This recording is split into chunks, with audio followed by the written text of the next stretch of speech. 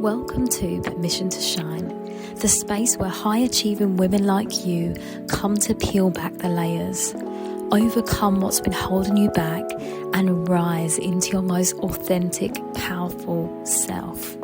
I'm your host, Sharice Bisram, inner power activation leader and intuitive healer, and a woman who knows what it means to look like she's thriving on the outside, also while feeling disconnected on the inside. This podcast is here to remind you, you didn't come here to just perform, you came here to lead with your soul. Your obstacles, they're invitations to expand. And your power, it was never outside of you. It's been waiting within you all along. Each week we'll dive into honest conversations, healing insight and soul-led strategies to help you stop self-sabotaging, reclaim your light and lead your life, your business and your relationships from deep-rooted truth. So if you're ready to rise with grace, softness and fire, you're in the right place. Let's get into it.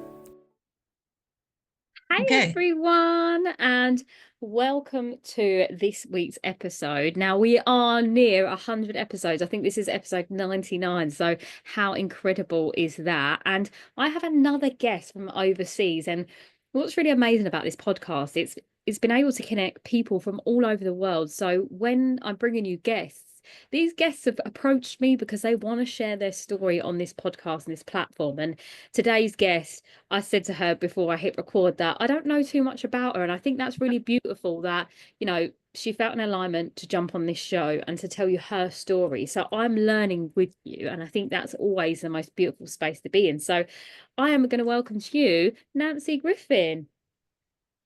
Yeah. Hi, everybody. I was going to say good morning, but of course, we just say hello because you're right. We're here from all over the world, which is amazing.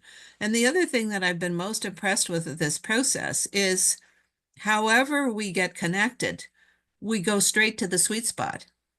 Like immediately we're connected with the essence of who we are and what we do with you and who you are and what you do. So it's my pleasure to be connected. Amazing. Yeah. So Nancy, for anyone that obviously doesn't know you, do you want to tell everyone what you do, where you are in the world?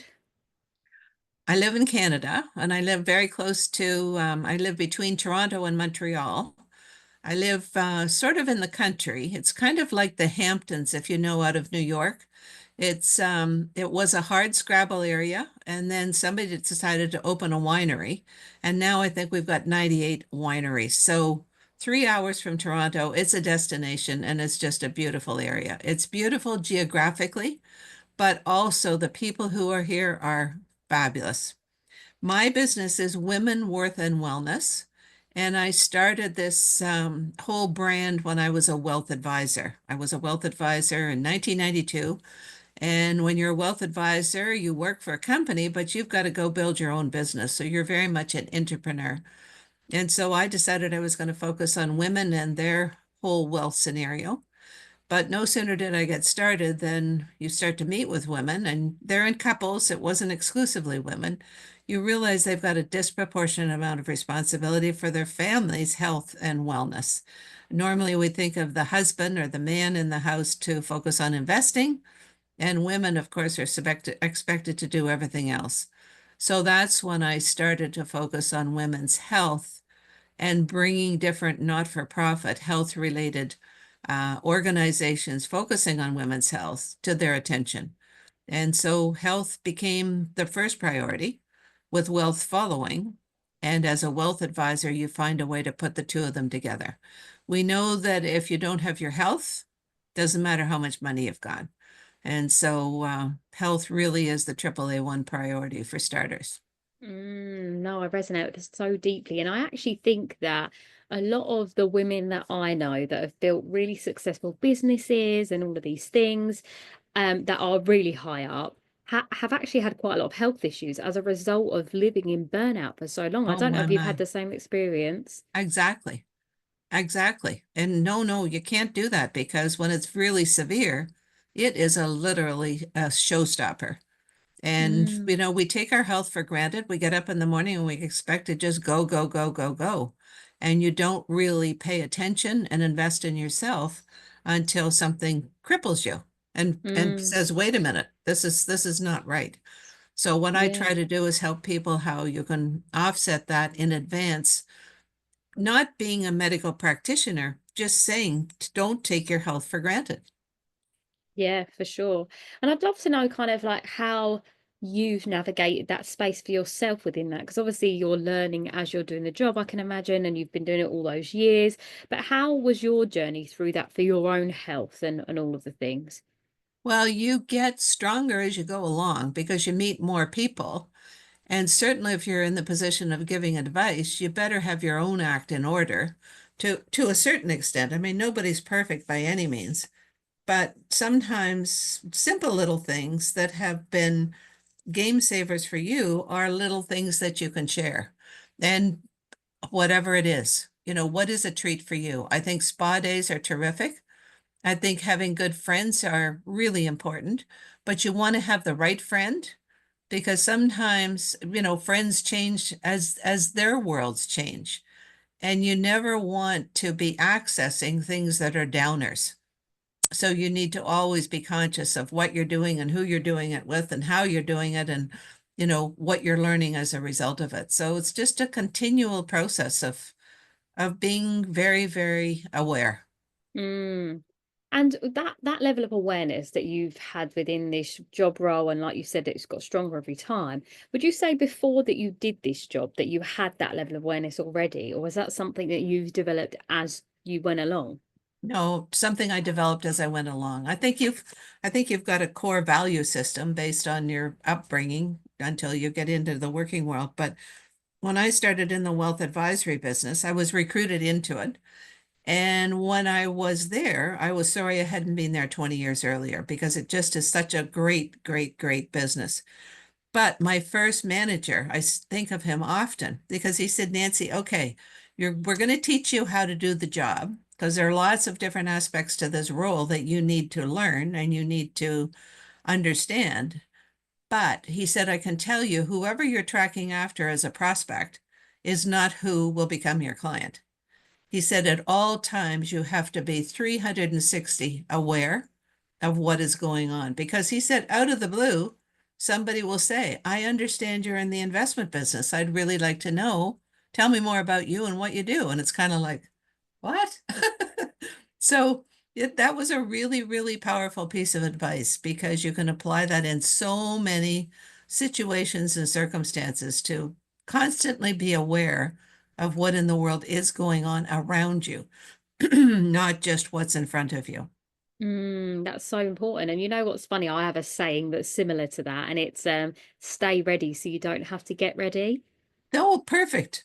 Perfect. Yeah, Spot because on. yeah, I feel like that's always been my life's journey actually. I feel like even when I was a dancer all those years, I've always kept myself up to par. Like I never really and this was obviously quite toxic at times, not resting too much because I wanted to always be on top form in case, like you said, someone out of nowhere said, I need a dancer right now. Can you get to London in Good for like an you. hour? You know, but again, that came with implications in terms of like how much I pushed myself and how hard I was on myself. And I think now in my life, running my business, there's definitely more of a awareness of what my body can take and what my mind can take and all those Right. things. And I think that does come with this, like we said, this layer of deep awareness. Like, what do I actually need now? And asking myself that at any moment when I'm feeling a bit run down or a bit tired, I'm like, am I resting enough at the moment? Or do I feel like I want to do that thing? I think so many people don't realize they have so much more power than they think over their own life and their own reality. And I'd love to know for you, um, in this work and all the years you've been doing it, what would be the most common sort of health issue that you see with women or common like hole they get themselves into in the work that you do? Well, what you've just said is absolutely spot on because, and I think that's wisdom. The older you get, the more experiences you've had, and the wiser you become and how you can be your best. And the best way to be your best is to continually talk to yourself. Like, what do you want now? How do you feel? And then adjust accordingly.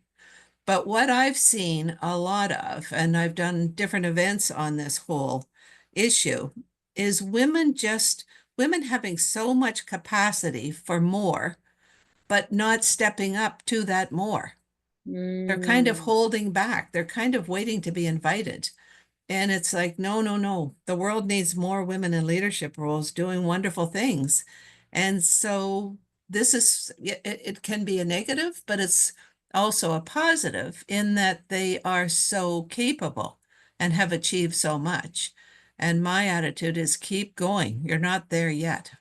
I love all of what you just said then. And the way you articulated the wisdom piece was so important Right, because I often talk about how, some people say wise with age, but I like how you said wise from experience. And then the right. older you get, the more experiences you're having. Mhm. But that doesn't automatically make you wise. It's your choice in how you observe that lesson to whether you actually become wise from it. Otherwise, I know so many people, and especially women, that are perpetuating the same cycles over and over again, not learning the lesson, right? So I think Exactly. that was so important that you said there. And I absolutely agree with Bells on about more women in leadership positions, because it's Oh, almost like, what you said about at the beginning when you said about women investing and all those things, that their power is given to the masculine and they're not owning that for themselves. And I really am such an advocate for the fact that I believe women are better leaders than men, right. because we're more compassionate, we're more understanding, we care genuinely and genuinely about the individual.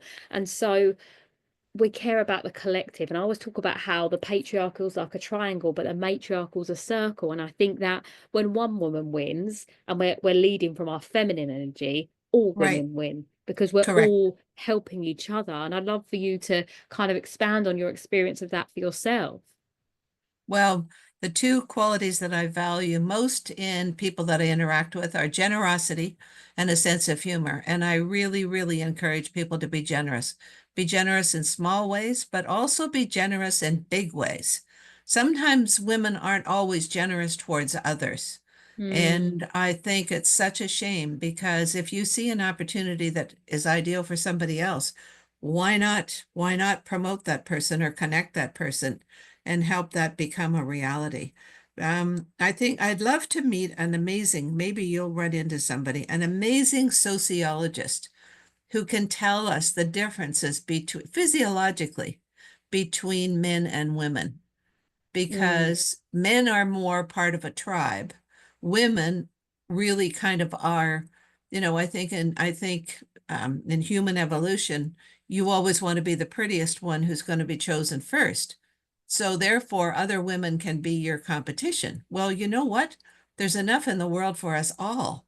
Never mind the competition. Forget it. Let's make it happen for everybody we possibly can because, to your point, the more women we have leading the way, the better the world will be for everybody.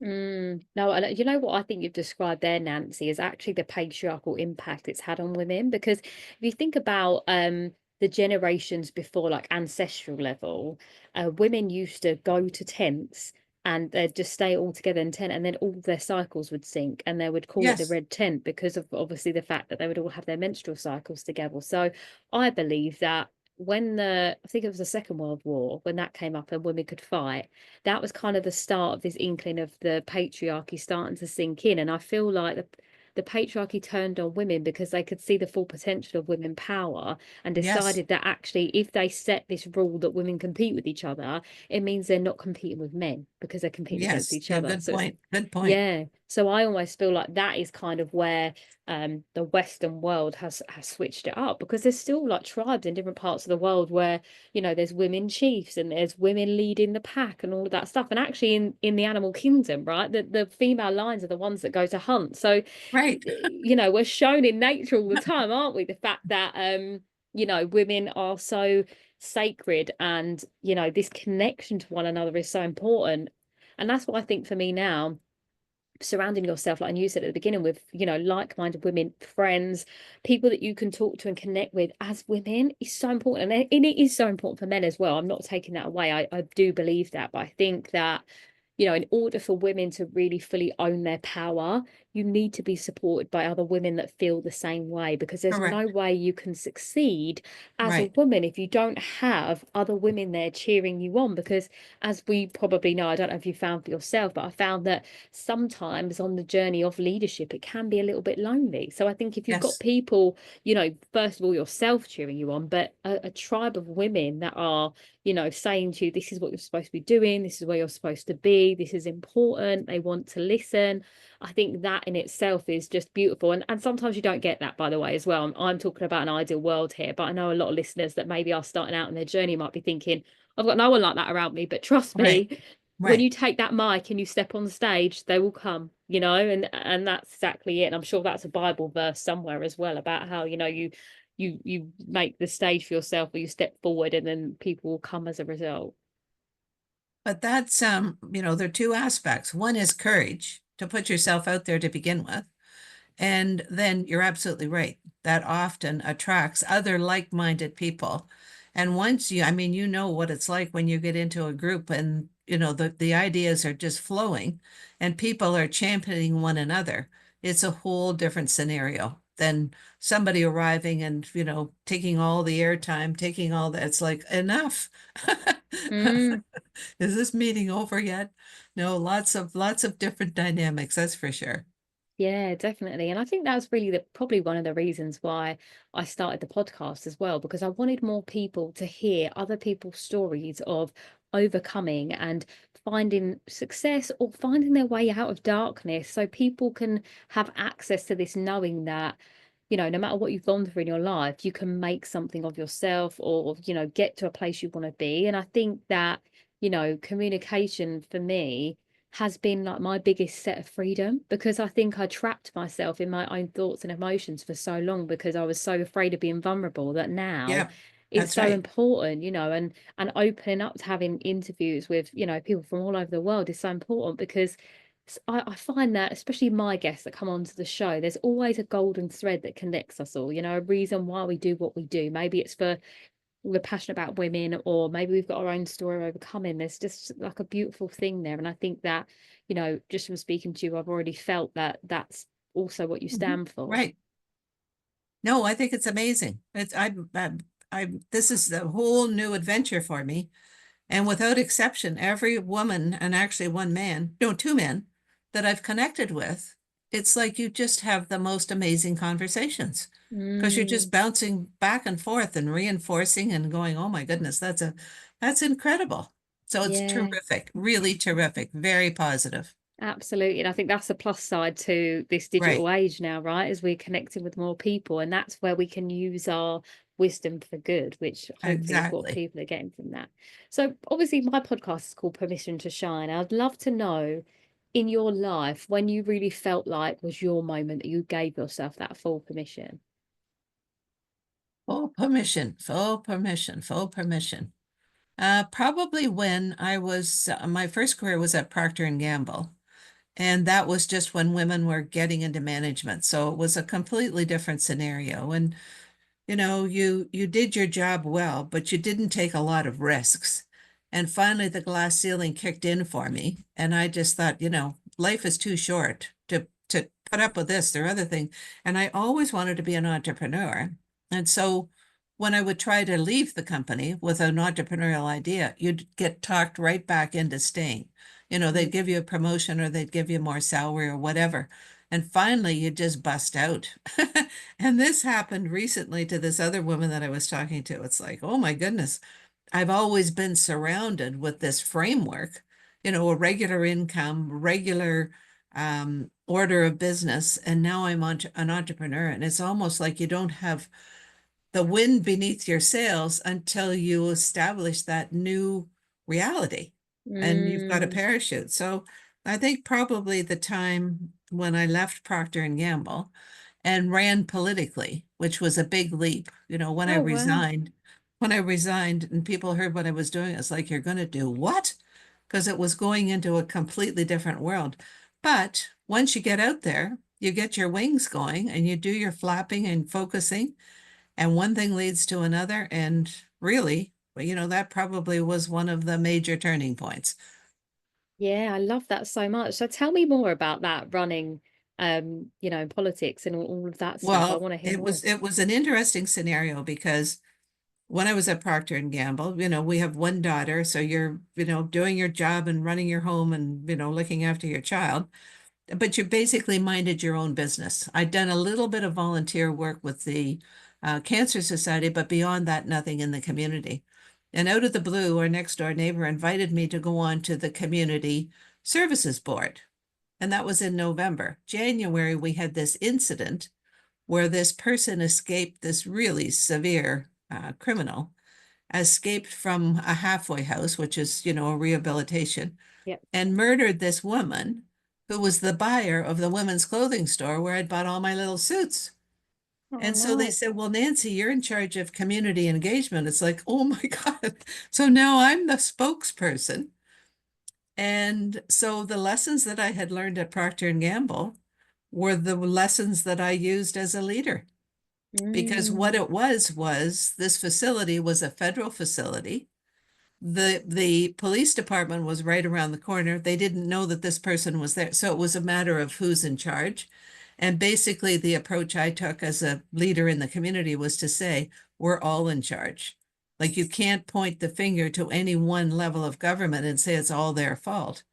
And so coming out of that was all sorts of things, that I headed right into a huge hornet's nest. But once you're in there, you meet all sorts of new people, you get all sorts of new ideas, and was invited to be a guest speaker with the Solicitor General's annual gathering of all the prison wardens, if you can imagine. I still remember being in the washroom, and this little lady was in there with a white suit on and a pink shirt, and she was the warden of one of the most severe institutions. So it's like, all of a sudden you're meeting a lot of new people and different people. And so that was the main reason why I ran. I knew I wouldn't win, but I really, really wanted the community to know what in the world is going on because everybody's life is busy. How do you really know what's going on?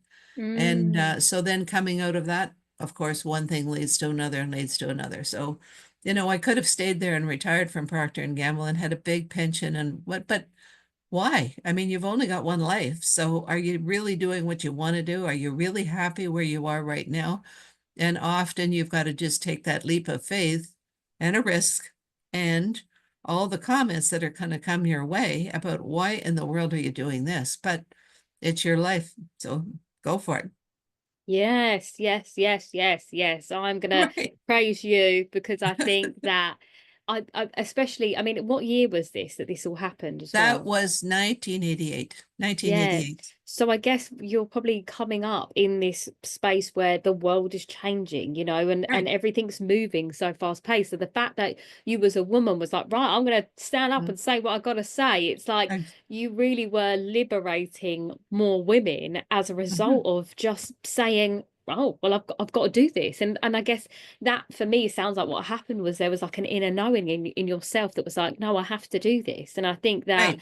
that is so powerful because so many women I know and I speak to say to me, oh, I had this feeling and then I ignored it, or I knew I I'm needed to not do it but worthy. haven't. Yeah, right. But again, it's this pressure, and we've seen it, and it's ingrained and inherited as well sometimes, right? That people's grandparents are like, oh no, no, you just, women are seen and not heard, and all of those No. things. And actually the fact that you were like, no, I'm going to do this, and the impact that probably would have had on the lives of all the women that knew you, to be like, wow, she's doing it, so I can do something similar, or I can at least say no when I don't want to do something anymore. Like, that's so powerful.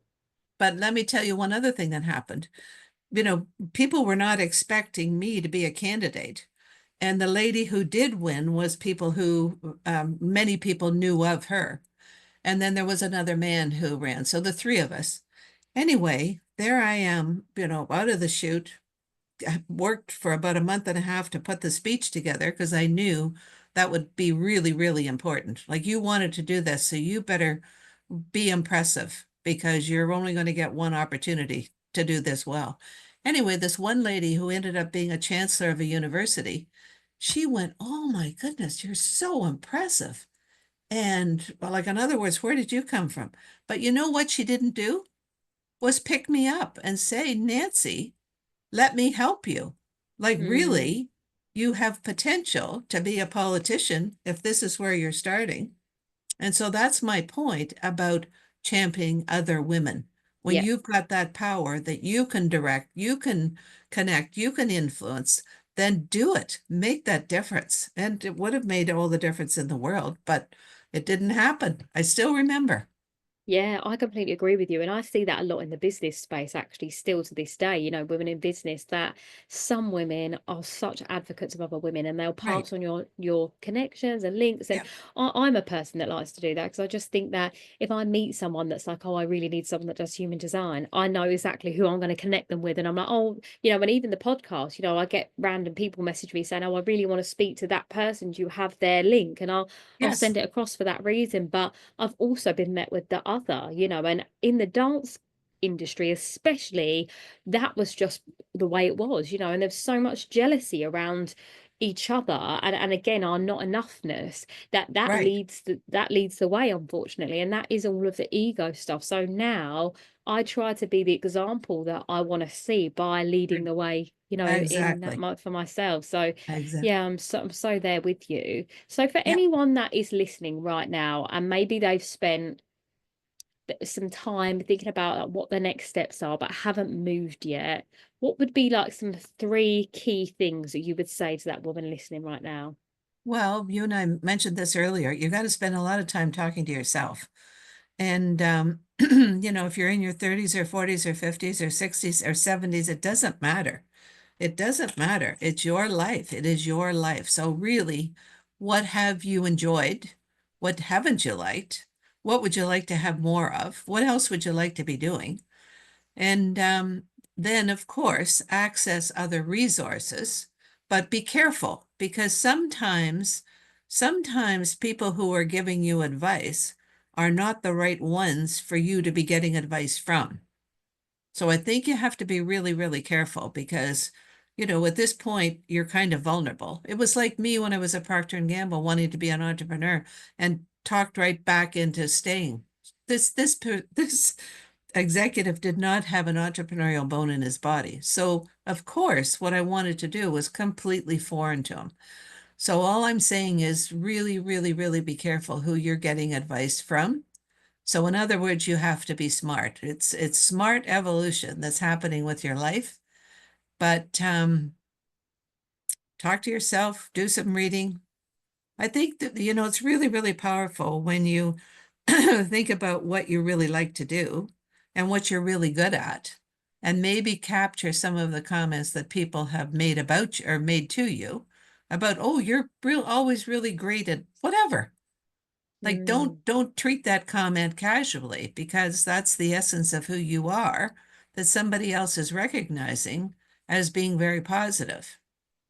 Yeah, absolutely. That I always say about doing a positive case study. So, like for so many people that, have a limiting belief or, low self-worth, they've lived their life with a low case study, all the things that Right. gone wrong or all the Yeah. mistakes. Whereas actually, like you said, if you're taking note of all the times that someone's told you you're great at something, or, even if it's down to like your body image is something you're not confident with, but you're remembering all the times where someone told you you look nice or whatever, it's like Right. this case study of remembering what all the great traits. So then if you are ever feeling any doubt, you're like, no, no, no, I know. And actually, more than anything, we're saying that that is to help you build your sense of self-worth, but Sure. ultimately the conversations that you have with yourself are the ones that are going to build that ultimately, aren't they? So I guess all of that feeds into that self-awareness again, which we said at the beginning, which I think is so important. And also I want to add to that about when you said don't take advice from everyone, like that's so important. And I think Right. that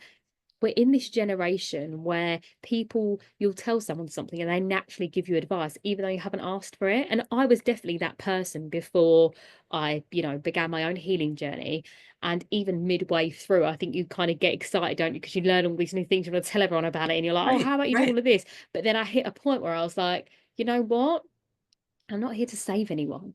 So I think No. now my kind of natural question is, do you want to just share this story or would you like advice? So then at least I'm coming in with that openness instead of giving it unwillingly, right? And now that that's Right. also my job to give advice, I now am more conscious of that for myself. But there's also this saying, isn't there, that if you want to be a millionaire, for example, surround yourself with other millionaires. And if you're Correct. the fifth Correct. member of a group and all four Yep. people are millionaires, it's inevitable that you will become one too, because you are the five people you spend the most time with. So I definitely think that if you're in a space right now where, no one around you is doing the thing that you want to do, look, I mean, there's so many groups online now Well, where you can exactly. find, the people in there. Like I'm part of a massive group of like successful business women, and they're always sharing their wins in there, and the problems that they face, and it's so refreshing to be surrounded by women that are doing that. But equally, the women in my life, my friends and all those things, are great women, because again, I've grown and evolved and they've grown with me, or they've met me where I'm at now, and it's really, really wonderful. And you have to be discerning and also really protective of your energy. Like, Correct. we're not available for everyone all the time. And I think for No, women, no. that's such a hard thing, isn't it, to sometimes Yeah. grasp? Well, you need to be your own best agent Mm, because, there's so much coming at everybody every day. And, staying on the positive side is really, really, really important. Then also finding your special tribe or tribes. I think the UK was the first country to identify loneliness as a disease. And so don't withdraw. Like find your mm. tribe, get out there and do stuff. You're absolutely right. All sorts of different groups that you can be part of. Yeah, and I also think with the loneliness part, because I definitely felt that myself as I was changing in terms of like who I used to be to who I became now, that you will find what you look for. So if you're Yes, looking for more people that are like you will find them. But if you're telling right. yourself over and over again you're not going to find them, you won't. So No. again, the way you talk to yourself is the absolute key. I'd love to know, Nancy, in your experience, because obviously we're talking about the wisdom we've gained and like, the overcoming and all those things. But I'd love to know something that, maybe an obstacle that has come up in your life a few times that you've had to work through over and over again. Like what does that look like for you in your life? Well, I have two older sisters. One's 12 years older and the other's 6 years older. And our mother was quite a feminist, whereas the one that's 12 years older, she will gladly tell you she is not a feminist. Not a feminist. And when she wants to talk about it, she always crosses her arms and she loves to take me on. Well, over the years, it's been like oil and water. Like we have not gotten along. And she's very sarcastic. If we saw one another, whatever infrequently that was, she'd say, "And how's the little overachiever today?" Like just trying to push you down every step of the way. So, over the years, I've basically stayed out of her way because it's going to be difficult. But as she ages, she's becoming more mellow and more appreciative and more complimentary towards me, which is incredible. And this has happened over a very long period of time. This has happened over like 40 years. But at this point in time, it's nice to see how that relationship is changing and evolving for the better, and that it's happening before, somebody isn't around anymore. Oh, So I love it's kind that. of like watching a TV series. It's, Yeah. ongoing, but it's so, so, so interesting. For Mother's Day, I posted this article that this research hospital in Toronto had written about me. And it was basically, I was basically saying that I got into the investment business 2 years after my mother had died. And I was so sorry that I missed having all those conversations with her. And, they really wrote a beautiful article. Anyway, for Mother's Day, I sent that out to the two sisters and my daughter. And the sister, the 12-year plus 12, came back and said, "Oh, what a lovely story." And she said, "That was 20 years ago. It's too bad Mom hadn't seen this. She would have been so proud." Well, for her to say that was a big, big, big deal. So I guess my only piece of advice is just keep your head above water. Try not to be there were so many times when I could have shot back at her with some negative comment, but all that does is invite more negativity from her. So you just kind of have to suck it up and remain calm and carry on. Yeah, oh, I love that so much. And thank you for sharing that so openly as well, because that's something that I hear all the time, and I've had my own share of family dynamics as Yeah, well. And I think that, you hit the nail on the head there where you said about, you've got to be open and not push back. I think right. that that's something, and it's so hard, isn't it? Especially when you've probably had an element of masculine energy in you to want to be a leader to some extent, right? We all Yeah, need a little bit here and there, and to want to just tell her to shut up, But I think that right. just holding your own in all of that, and then she Right. came to you because you didn't have to prove anything to her. I think that's just really wonderful, and I hope that anyone listening that's going for a difficult family time is listening to your story and thinking, yeah, actually, do you know what, peace can be found. And I think maybe just that sort of deep knowing in your heart that that would be eventually possible, or something like that was maybe subconsciously Hopeful. playing out. Yes. Yeah, that's it. And I think that that's really the key again, where we own our power a bit and we say, you know what, at some point she'll come round, or some point there'll be harmony. And I'm really happy for you that you were able to receive that, because that's such a again, some people could repel that, Right. and not want to build a bond. But the fact that you were so open to be like, yeah, that's it. And I think as well, like, we all do the best we can with what we know, right? And I guess over time she's evolved and She watched you has. grow, and But actually. I knew she hadn't seen this article, and I knew I was taking a risk by sharing it with her. And I think my other point is always, not always, it won't always happen, but be conscious, be an observer to your own behavior. Like Mm, be that third party that's watching you and how what you're doing and what the response is. So you're being your own advocate, but at the same time, you're being your own observer and your own coach. And when things work well, I mean, certainly that increased my level of confidence that day when I get that nice email back from her. And you say to yourself, well, good for you. Good thing you did that. On the other hand, it could have been really, really negative, and you would have had to deal with that. So, yeah.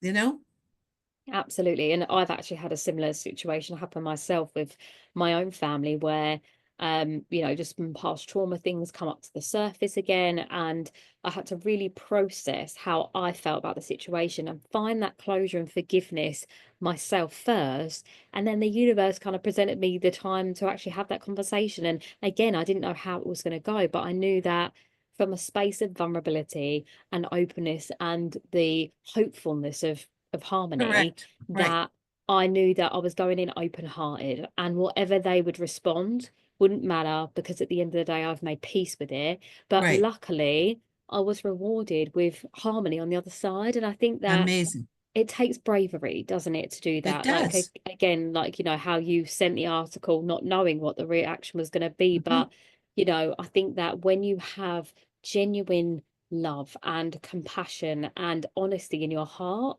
there's no way that you can't be met with that. And if you are not met with that, again, it's an opportunity to learn. And I know that's uncomfortable and everyone hates to hear it, but in my life, it's the truth. And that's how Correct. resilience built. And that's a story that I tell now, in lots of Yep. situations in my life. So, yeah, thank you again for sharing that story, because I think it's so important and so prevalent, I think, for so many people. So, Oh, for sure. yeah.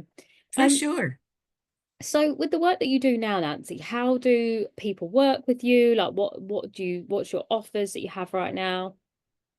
Well, Women Worth and Wellness is 31 years old. And so this pod pitch experience is brand new. And it's been really, really positive. So now I've said to the group, they're in New York, I need some time out because I got to figure out what I'm going to do with this. Because an area that I was moving towards is the whole business of philanthropy and legacy planning. It's what the evolution has occurred because women are earning a whole lot more, so they're stewarding that wealth. But more importantly, they're inheriting more and with more to come. And Mm, so that in itself is a huge opportunity. So one of the areas that I've been thinking about focusing on is women's age of integrity. And the age of integrity is very simply, I can't believe I've lived this long. I can't believe I've done this well. What else would I like to do to give back to work to make a better world? So I've been thinking about that.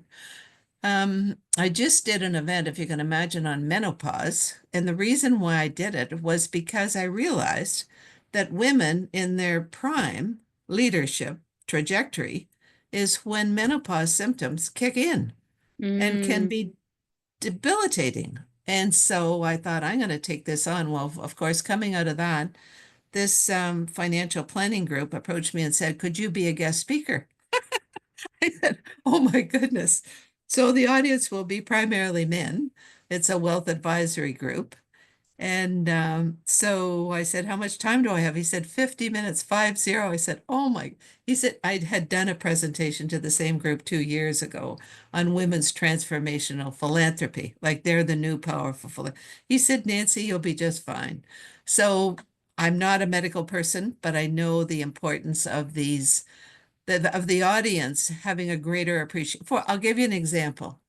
When you're a wealth advisor, you do investments and insurance.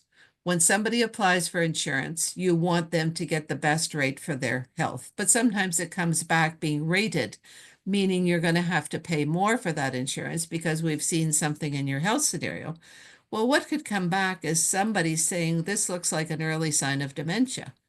Well, you know what? It could be brain fog. This could be something pertaining to menopause. And so this is the kind of awareness that I want this audience to think twice about.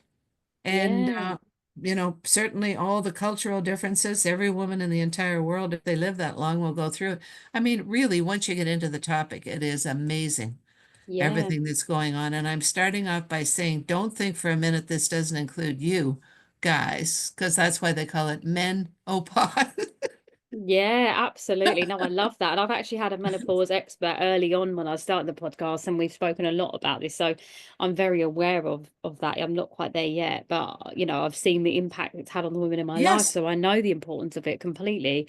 So yeah, I love all of that. And I love that you're educating men on it too, because it's just so important. Everyone, like you said, needs to be connected to that. So if anyone is listening right now and they've loved listening to your story and they want to hear more, do you have a website that we can find you on? You're on social media platforms? All of the above. That's amazing. womenworthwellness.com, womenworthwellness.com.